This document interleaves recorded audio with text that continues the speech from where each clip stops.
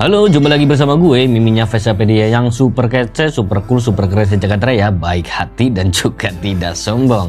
Karena dengan sombong adalah jalan cepat bersahabat dengan setan, bukan begitu sob? Pada kesempatan kali ini Mimin mau tanya dari kalian semua, mau dijawab atau enggak itu terserah kalian.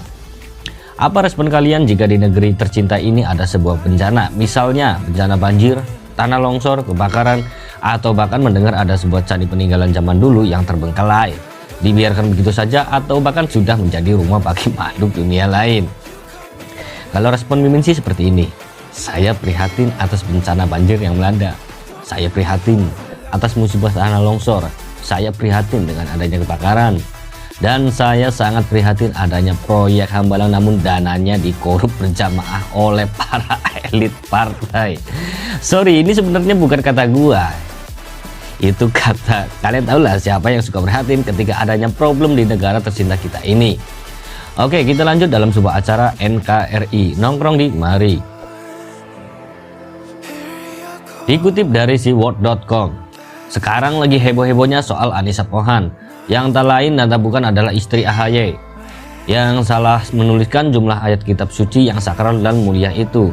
Dalam cuitannya, Anissa Pohan mengutip surat Al-Baqarah mengenai kekejaman fitnah, dan fitnah lebih sadis daripada pembunuhan. Menjadi masalah karena katanya Anissa salah menuliskan ayat dari surat tersebut, padahal surat yang dia kutip itu tidak memiliki jumlah ayat sampai segitu banyak. Lalu netizen pun heboh, ada yang mengolok-olok Anis bahkan mengecamnya. Namun ada saja yang membela dari kalangan partai pemimpin suaminya bahwa itu hanya salah ketik.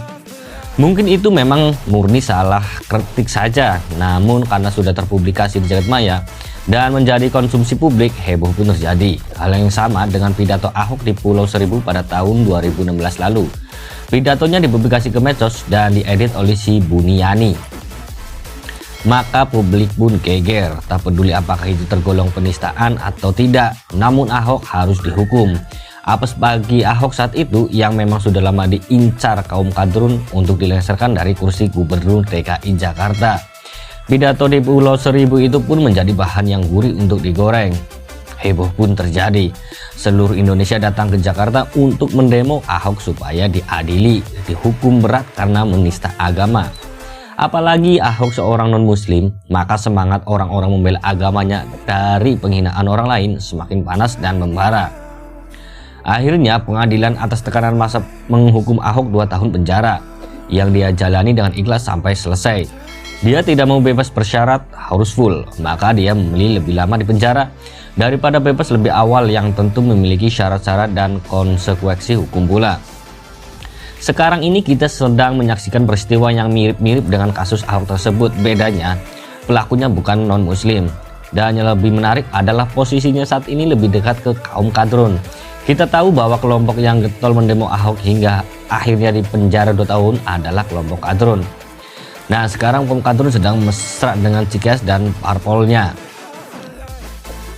Kita semua paham, faktor yang menyatukan kedua kubu ini saat ini adalah sama-sama anti pemerintah. Sebagaimana kita tahu, kadrun itu sudah menjadi lawan pemerintah Jokowi sejak awal.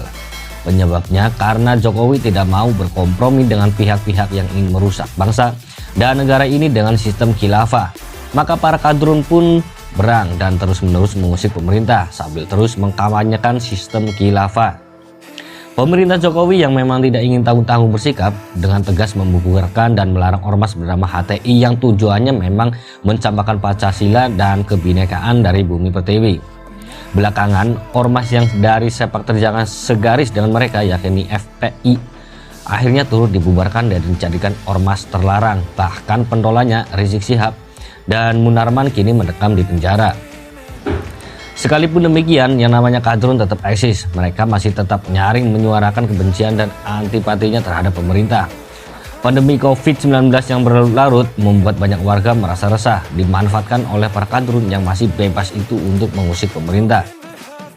Rencana aksi pada 24 April 2021 lalu diberi judul Jokowi Endgame sangat nyata didompleng oleh para kadrun. Misalnya saja, pentolan kadrun mengatakan ikhlas jika Jokowi turun, bahkan ada yang mengatakan bahwa perayaan HUT RI pada 17 Agustus 2021 presiden kita bukan Jokowi lagi. Singkatnya, komentar nyinyiran kaum ini sifatnya mendoakan dan mengharapkan agar pemerintah di bawah Jokowi ini gagal dan ambruk. Di jajaran para kadrun inilah saat ini Cikeas dan parpolnya berbasis. Kita tidak mungkin lupa bagaimana AHY yang adalah Ketua Umum Demokrat pada awal pandemi Mei 2020 lalu gencar mengusulkan agar pemerintah memberlakukan lockdown. Sampai-sampai putrinya yang masih kelas 6 SD dikerahkan untuk menulis surat ke Presiden Joko Widodo minta lockdown.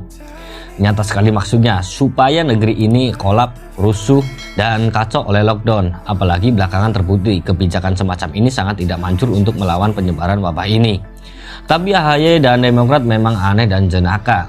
Dulu AHY minta lockdown, tapi sekarang ketika pemerintah memberlakukan PPKM di Jawa Bali, mereka memprotes. Padahal PPKM itu sebenarnya lockdown dalam skala terbatas juga. Bingung memang melihat perilaku mereka. Tapi itulah resikonya, ketika anak-anak dipaksakan masuk ke permainan orang dewasa. Politik hanya layak bagi orang yang sudah dewasa secara mental. Bila tidak, maka bawaannya akan baper. Misalnya Ibas turut unjuk prihatin bahwa negeri ini bisa disebut valid, namun tanpa menyebut solusi. Keakraban Cikeas dengan kaum-kaum kadrun sekarang ini memang sedang hangat-hangatnya. Mereka disatukan keinginan melihat kejatuhan pemerintahan Jokowi yang mereka benci. Kini keakraban ini sedang diuji oleh ulah Anissa Pohan yang salah menulis jumlah ayat. Sebab jika melihat perilaku kaum kadrun yang sok membela Tuhan dan agama, perbuatan Anissa ini suatu kesalahan fatal.